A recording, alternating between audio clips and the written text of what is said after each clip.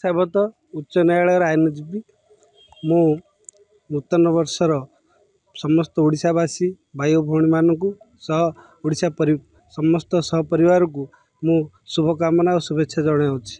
मोर कहबार निवेदन जे वर्तमान जो आधुनिक जुगरे आमे किपरि डिजिटल आड़ को आमे गति करने सह आमे माँ भाई भौणी मानक एवं बड़ गुरुजन मानक किपरि सम्मान देवा ता सहित आमे किपरि आमर कार्य किपरि समय देवा जदि प्रकृत कार्य आमे जदि समय देवा ताहले आमे आग को जीवा बोली समस्त प्रकार विचार थाए एवं समस्ते आग को जाई पारि थांती।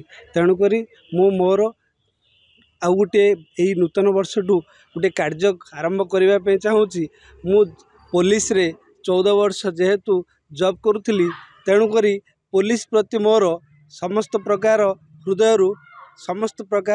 अनुजाई मोर आंतरिकता अच्छी।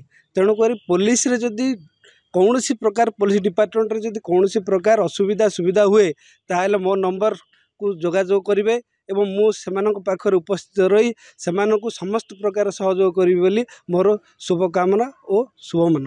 तेणुकरी मु एतिकी मोर करी मोर वक्तव्य।